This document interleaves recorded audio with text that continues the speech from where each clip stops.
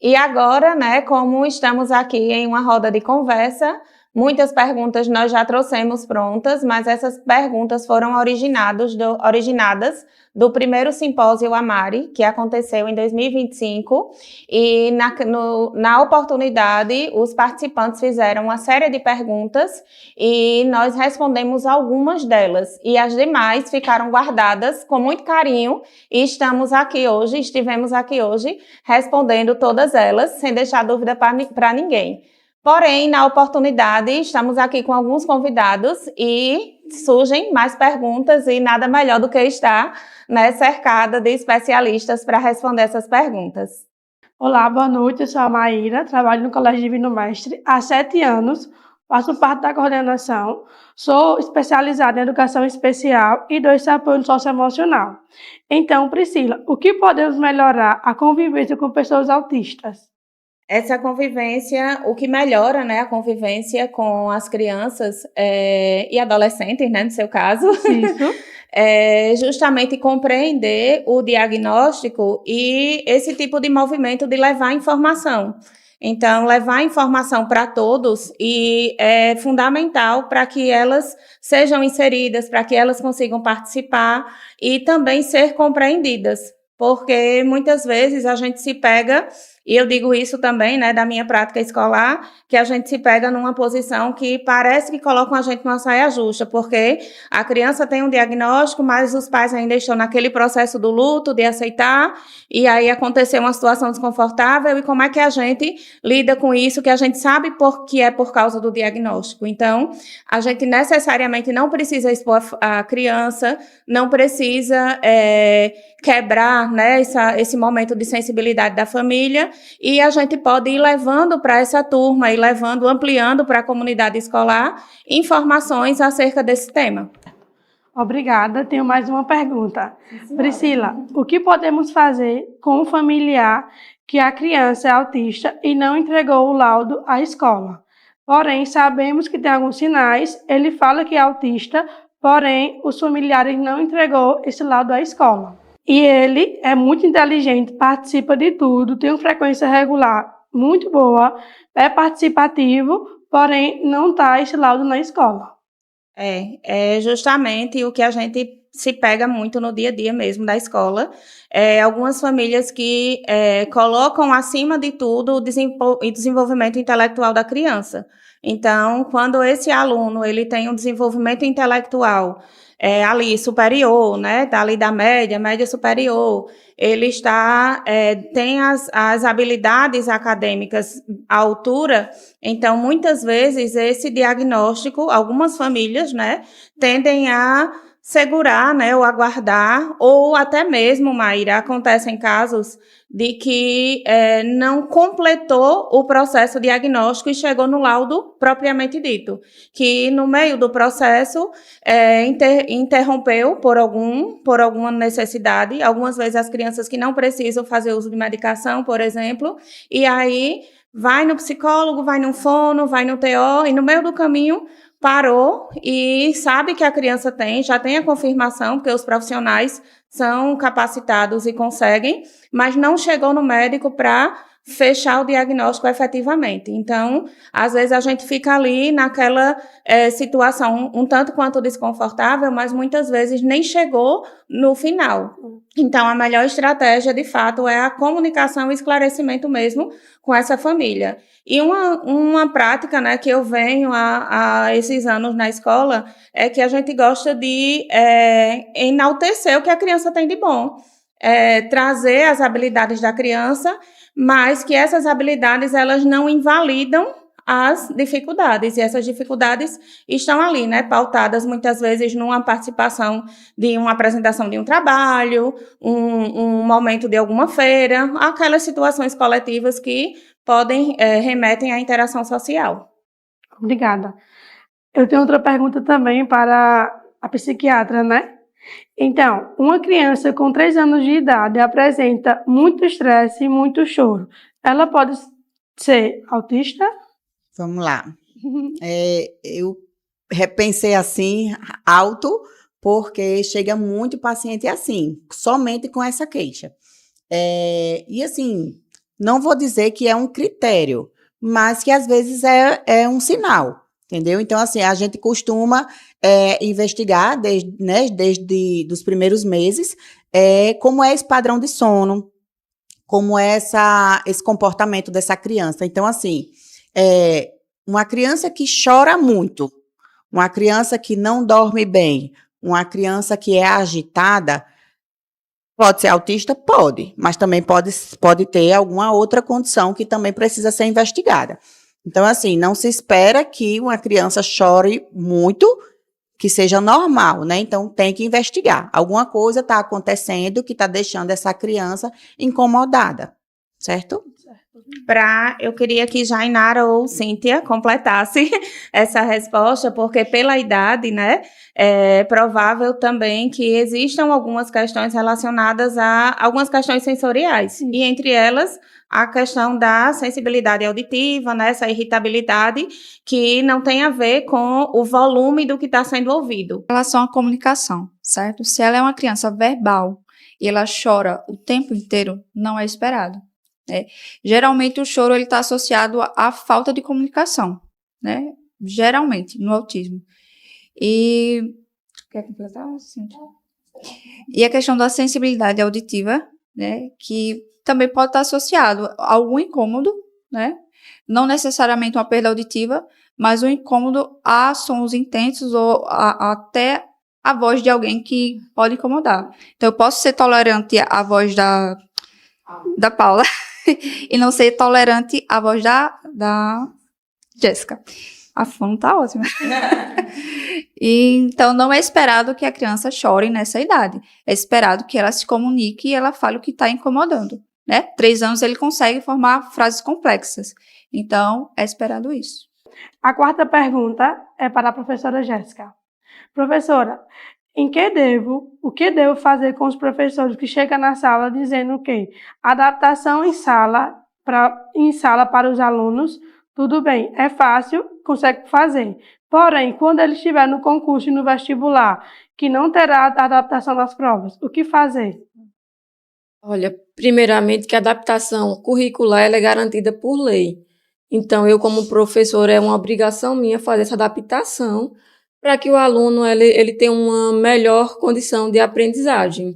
Então como professora, esse é meu papel, né? Promover o aprendizado do aluno e romper as barreiras.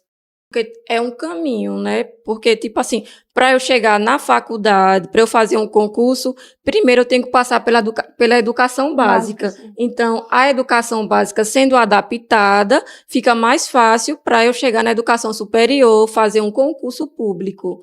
Entende isso? Porque é um pensamento muito capacitista, né? Porque a gente acha que quando a gente vai adaptar algo para o aluno, a gente acha que está incapacitando ele, porque geralmente se fala, a vida não é adaptada, o mundo não é assim, mas é um direito dado por lei. Então, a obrigação minha, enquanto professora, é adaptar essa atividade para promover a aprendizagem e vencer as barreiras, que eu começo adaptando agora, para que futuramente esse aluno não precise de adaptação, que a gente faz adaptação nesse sentido, né? Porque, por exemplo, quando a gente nasce, a gente já não nasce falando, não é um processo. Começa com balbuciando, aí vai palavrinhas, até a gente chegar na fala fluente. Da mesma forma, é a adaptação. A gente começa adaptando, dando recurso a esse aluno, promovendo a aprendizagem para que futuramente ele não precise, entende? Obrigada, professora. E também, voltando, em concurso público também é garantido por lei adaptações. Em vestibular não, né? Também. Também, porque na inscrição do Enem, que eu fiz no ano passado de alguns alunos, lá ele pediu para colocar se a pessoa tinha deficiência ou não, certo? Aí tinha lá TDAH, autista, enfim, que dá para entender que ele fará a prova diferente dos outros. Olha, assim, a prova ela é igual, mas tipo TDAH ele vai dar um tempo maior de prova. Se for um dislexo, ele vai dar um leitor, um escritor, um transcritor, entende? Assim, vão ter adaptações sim, todos é garantido por lei em todas as etapas da educação, tanto na básica quanto na superior. O aluno que tenha deficiência, ele vai ter essas adaptações. Então, eu vejo isso como uma desculpa para não adaptar, porque assim, para adaptar uma atividade, a gente tem que estudar, leva tempo, entendeu? Eu queria retificar só uma coisa que eu falei. Eu falei que o choro, ele não é uma comunicação, mas na verdade ele é uma comunicação. Ele não é o que a gente espera, não é uma comunicação funcional, né? Algo está incomodando, eu estou expressando dessa forma, está me incomodando. Mas o esperado é que seja verbalmente. Então, funcionalmente falando, né? É só complementando essa questão da comunicação, porque o corpo, ele fala, né? Então, choro é comunicação, um olhar é comunicação, até às vezes um mexer da sobrancelha é comunicação. Então, tudo que o corpo faz, não necessariamente com palavras, ele é comunicação. Então, como ela já havia dito, se essa criança consegue responder o que incomoda ela, tem que ser perguntado. E observar também os gatilhos que está fazendo essa criança ficar irritada. Ela já vem assim de casa? É a partir de que ela entra na sala? É quando ela só entra na escola? Então, mapear esses gatilhos, se ainda assim não conseguir identificar, conversar com a família. Olha, o fulaninho está sendo assim, assim, assim, assado, o que é que está acontecendo? Ele está sendo contrariado? Ele não está tendo alguma coisa que ele quer? Será que é uma birrazinha? Será que é uma crise? Aí pode ser várias coisas. A Jainara falou, Jainara, né? Falou que a partir de 1 ano a criança fala, tem 2 anos uma fala e 3 anos outra fala. Eu queria que você só repetisse, que eu não consegui entender bem. Pronto. A partir de 1 ano, ele tem que falar as primeiras palavrinhas. Então, vem mamãe, papai, palavras isoladas. Com 2 anos, ele tem que estar com as frases mais simples. Então, ele consegue juntar até 2 ou 3 palavras. E aí, as complexas, né, que vão a partir de 3 anos, 4 anos, ele consegue montar já um discursozinho. Uma criança com 2 anos de idade e 4 meses, ela não consegue falar a palavra completa. Certo. Ela fala metade. Uhum. Exemplo, titia. Ele fala ti. Certo. Não consegue fazer tudo. Água. Ele não consegue terminar. Essa pessoa, ele pode ter um atraso de fala? Ele tem um atraso e ele provavelmente tem processos fonológicos. Que aí, quando a gente entra para avaliação, a gente vai ver qual é o processo fonológico. Por exemplo, o ti, ele é uma simplificação, certo? De uma palavra. Então, é um processo fonológico. E aí, nos processos, tem as idades. Então, até 2 anos, ele pode fazer essa simplificação. A partir dos 3, não. Então, a gente vai observar esses marcos. Entendi. Pronto, então vamos lá, próxima pergunta. Boa noite, meu nome é Sandrileide, eu estou representando a Escola Carrossel e eu sou coordenadora lá nos anos iniciais. E a minha pergunta é para as fonos, né? Então, eu achei assim, a fala de vocês muito esclarecedoras, principalmente no tocante à questão da comunicação, né? Das crianças, verbal e não verbal, enfim. E no chão da sala de aula, a gente recebe, como a Maíra falou, da escola, a gente recebe muitos questionamentos, muitas dúvidas dos professores e pedindo ajuda também, né? E aí a minha pergunta é, qual a orientação que vocês dariam para incluir crianças com TEA nas atividades de oralidade na sala de aula? Então, né? No caso, seria uma criança já verbal. Sim. Então, aí tem que entender como essa criança funciona, ver o que organiza, o que desorganiza ela, para ir adaptando. Não é só chegar lá e botar a atividade como com as outras crianças, assim, do nada, né? Tem que ver o que vai funcionar para ela e adaptar. E também tem a questão do interesse desse professor fazer, porque não dizendo que isso acontece na sua escola, pelo amor de Deus, mas assim, é uma reclamação, desculpa, de muitas mães é que não tem interesse da parte da escola, de um cuidador, né, de um professor de adaptar. Então, junto com o profissional, com a família e com a escola, ver o que vai funcionar para essa criança, aí estimulando essa questão da fala, dando um significado, dizendo para que serve e vendo o meio que vai atingir, estimular a fala daquela criança pelos meios de interesse das coisas que ela gosta, porque não adianta eu botar uma atividade de carrinho, sendo que o menino vai odiar carrinho, ele não vai ter interesse em querer fazer alguma coisa com aquele carrinho, sendo que ele não gosta. Então, pegar o que ele gosta, coisas do contexto de vida dele e trazer para essa estimulação. E não só na escola. É como eu uso até a frase do Buzz Lightyear, né? É infinito e além. A estimulação é infinita e além, porque não adianta fazer só na escola. Tem que ser em casa, tem que ser em todos os ambientes. Jéssica, também é uma pergunta, né, voltada para a escola. Qual orientação você daria ao professor de como ele atuar no momento em que uma criança entra em crise, né, com TEA? Porque normalmente elas ficam muito nervosas, né? E aí qual a melhor maneira de conter essa situação e contornar? Ele não deve esperar só para quando acontecer a crise. Então, ele tem que mesmo que antecipar para evitar, como eu já tinha respondido antes, que a gente, por exemplo, eu costumo fazer protocolos anticrises. No ambiente, na sala, eu observo quais os gatilhos que vão causar crises. Sim. Às vezes é o meu tom de voz, é porque eu falei mais alto, aí às vezes o aluno já se desregula por causa disso, então eu vou anotando assim, dia tal, ele teve essa crise. Qual foi o antecedente dessa crise? Foi eu ter falado mais alto. Um exemplo, né? Porque, assim, uma crise, ela geralmente não é fácil de lidar, principalmente quando o aluno ele vai esboçar comportamentos agressivos, né? Então, mas se eu não tive como evitar, o que é que eu posso fazer? É garantir a segurança dele e dos demais. E muitas vezes retirar do local que causou a crise. Por exemplo, na sala de recursos, se a escola tem, né, que é um local mais calmo, ou até mesmo na sala, que às vezes muitas vezes já recomendei lá na sala de aula, colocar tipo um tapetezinho confortável, quando ele está começando a se estressar, se desregular, ele vai para aquele tapete e brinca com o brinquedo preferido que ele tem. Assim, é uma forma também de evitar, porque tipo assim, uma crise, ela não vem do nada, eu estou aqui e entrei em crise, não, foi a iluminação que está demais para mim aqui, eu vou começar a dar sinais que eu vou entrar em crise.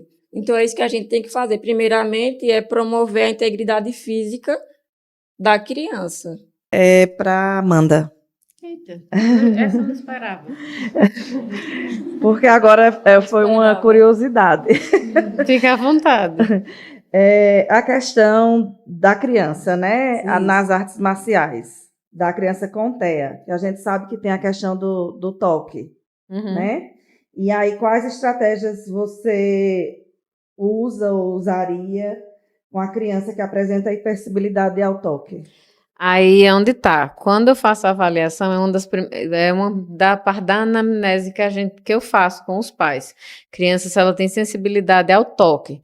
Então, nesse primeiro ponto, como foi passado aqui para Ana Karine e para Priscila, primeiro é a gente tentar adaptar o kimono, que é a vestimenta. Então, a gente procura buscar nessa vestimenta o tecido que não cause essa sensibilidade do toque, né? Primeiro, no karatê, eu não preciso tocar no aluno para ensiná-lo. É uma vantagem dessa arte marcial, diferente, vamos supor, do jiu-jitsu. Uma criança que tem sensibilidade ao toque, ela não conseguiria praticar jiu-jitsu, porque ele é totalmente toque, agarrado, um agarrado no outro. O karatê é uma arte marcial que é isolada. Cada um faz no seu cantinho, no seu espaço. Eu não preciso tocar no aluno, eu só preciso demonstrar e dar o comando. E quando a gente vai falar do toque, que aí a gente pode entrar na questão do kimono, aí a gente faz a adaptação, a gente busca com o fornecedor, como já foi feito, tecidos que sejam mais adaptáveis e mais sutis, para que a criança não sinta um incômodo.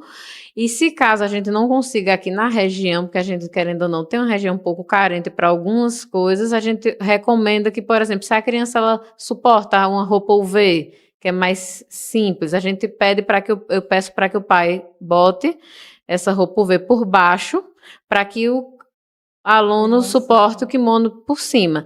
Se de nenhuma forma a gente conseguir, esse aluno ele vai treinar sem o kimono, mas com tentativas sutis, ou seja, aos poucos eu vou tentar introduzir. Então, eu vou pegar esse kimono e vou tentar vestir nele.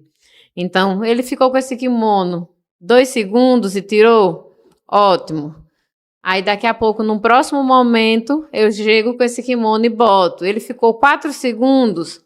Ótimo. Então, a gente vai com tentativas sutis e de forma lenta e de forma paciente até o ponto que essa criança consiga vestir o kimono e ficar com ela.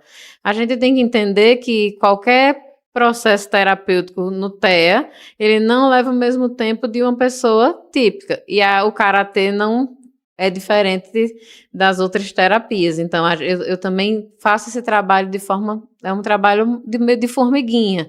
Então, se tiver sensibilidade auditiva, o karatê a gente tem como uma das ferramentas, e em algum momento a gente tem um grito, por exemplo. A gente vai ter um momento que a gente tem que dar um grito, tipo de explosão. Fez um movimento, do aquele grito. Se eu sei que essa criança ela tem sensibilidade auditiva, eu já não vou pedir para ela fazer o grito. Eu já vou extinguir esse grito. Ou vou pedir para que ela comece fazendo assim. Em vez de ela gritar, ela só faça. Que o grito no karatê se chama kiai. Que é você expressar a força. Então, quando eu vou pro meu treino, eu saio rouca. Como eu disse a um pai semana passada, eu saio rouca, porque eu boto todo o meu estresse, energia para fora na hora que eu grito. Mas eu não tenho problema com isso. Se for uma criança que tem a sensibilidade auditiva, ou eu não peço para que ela grite, ou só que ela faça. Kiai. Como se ela estivesse conversando, para que ela faça.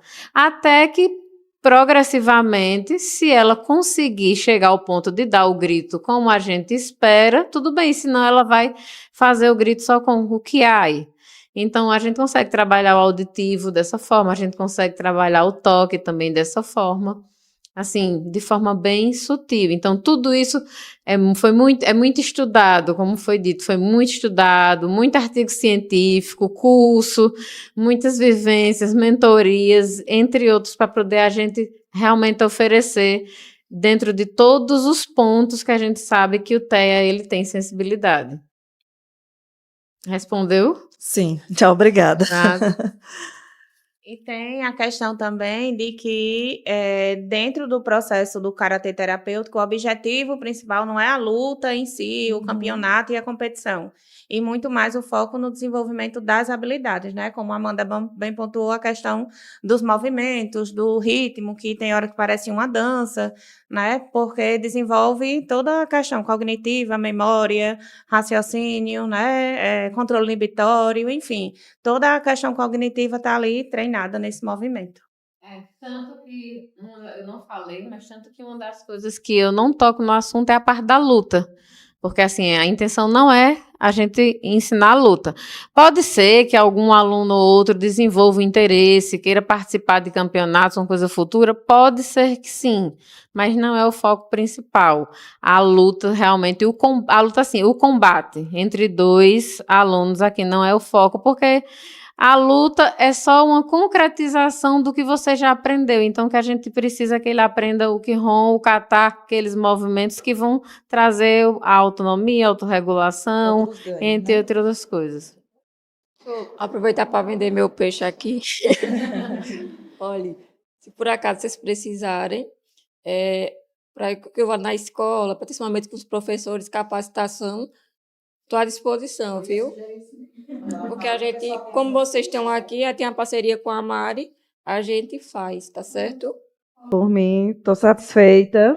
Quero parabenizá-las pelas falas de vocês, muito enriquecedora, esclarecedora, e agradecer pelo convite. Uma coisa que não foi apontada aqui, que eu acabei me lembrando agora, observar muito também o uso de telas, tá? Sobre a questão do estresse, porque ele dá um prazer imediato, a tela, ela faz isso, né? É aquela felicidade imediata. Então, se eu tiro, é como se ele ficasse realmente em abstinência, né? E aí o corpo, a mente fica pedindo aquilo. Então, muitas vezes, o estresse pode ser excesso de tela. Eu vou. Paula vai fugir, não. Que, assim, a fisioterapia, a gente entende a importância e, às vezes, até a gente precisa discutir com o profissional para entender até onde seria mais importante iniciar pela físio e onde é que a gente atribui ao terapeuta ocupacional, né? Tem uma linha que divide muito bem, mas tem algumas coisas que confundem e se encontram, né? Então, pensando aí nessa faixa etária das crianças que a gente está entendendo com as questões de comportamento, essa questão mais da hipotonia, então, levando dentro desse contexto, como que é que você pode esclarecer aí para que todo mundo consiga fazer essa distinção, porque nem todo mundo chega para nos consultar e saber para onde ir. Então, às vezes, já querem resolver direto. Então, Aproveitando essa pergunta aí de Priscila para Paula, eu quero complementar justamente uma dúvida que chega muito, que é com relação ao andar na ponta dos pés. Se uma criança que anda desde novinha na ponta dos pés, né, e ela já está numa certa idade, ela é uma pergunta que sempre chega, ela tem indicação de fisioterapia? Em relação a andar na ponta dos pés, é o que normalmente chega no consultório, né? Essas crianças até 3 anos, se ela anda na ponta dos pés, mas tem momentos que ela consegue apoiar o calcanhar no chão, então ela não tem problema na marcha, né? Problema idiopático ela não tem. Se ela apresenta, após os 3 anos, se essa criança, ela ainda continua a andar na ponta dos pés, aí a gente tem que pensar, ver o que é que está ocorrendo. Se ali é um encurtamento muscular, se ela tem rigidez no tornozelo, né? Se ela não consegue fazer alongamento da panturrilha. Então, tudo isso a gente tem que pensar e analisar o que realmente aquela criança tem. Em relação ao TO, porque elas têm muita alteração na propriocepção, onde meu corpo está, né? Para onde é que ele está indo. Então, aí também entra o TO, né? Em relação a essa propriocepção, também tem relação com a ponta dos pés. Mas aí a gente vai mais para encurtamento, né? Muscular, a fisioterapia. Certo. E aí, nessa questão da fisioterapia, desse encurtamento, por exemplo, você acha que os pais devem procurar primeiro um médico, no caso, um ortopedista, ou primeiro um fisioterapeuta? Não, ele vai para um ortopedista e o ortopedista caminha para o físio. Porque, dependendo da idade do paciente, do encurtamento, a gente não consegue reverter esse quadro. Aí esse paciente ele tem que ir para um centro cirúrgico e após o pós-operatório, físio. para Carla agora, para não ficar para não ficar de fora do bloco e né? Eu sou suspeita em fazer as perguntas, mas fica aqui o tempo todo, né, na cabeça.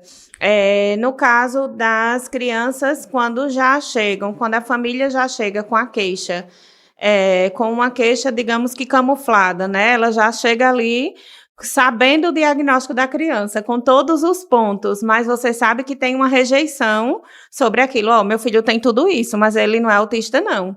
E aí já chega essa queixa da família e você recebe a família, né, com a queixa e posteriormente atender a criança. Então, essa família já sabe exatamente do que já está dizendo, né? Meu filho tem tudo isso, mas ele não é autista, não. E aí, como é isso na prática? Então, quando essa família chega, né, com essa negação, né, a gente precisa entender, escutar essa família, fazer com que, não que ela aceite, mas mostrar para ela que seria necessário uma aceitação maior para que essa criança tenha um desenvolvimento melhor. Porque quando a família não aceita um diagnóstico, para todos os terapeutas fica muito mais complicado. Então, quando a gente desmistifica essas fantasias dessa família, tudo fica mais fácil. Porque nós trabalhamos juntas, né? Então, a gente sempre está conversando. Acontece muito da mãe aceitar, fazer os estímulos e o pai, isso é frescura. Eu mesmo não vou fazer isso, não. E aí existe um conflito, Carla vai saber explicar melhor, entre esse pai e essa mãe. Porque um aceita, outro não aceita, um faz, outro não faz. Aí é uma briga dentro de casa e... Então é isso, chegamos ao final da nossa roda de conversa sobre autismo com nossas especialistas e os nossos convidados. E aqui fica toda a nossa gratidão para esse momento tão enriquecedor que tanto a gente consegue agregar, quanto a gente consegue receber a partir das dúvidas, a gente fortalece, né, a nossa prática e entende a importância de estarmos atuantes e trazendo informação para todos vocês, para divulgar e chegar ao alcance de quem precisa verdadeiramente. Nosso muito obrigada. E a todos os profissionais e participantes.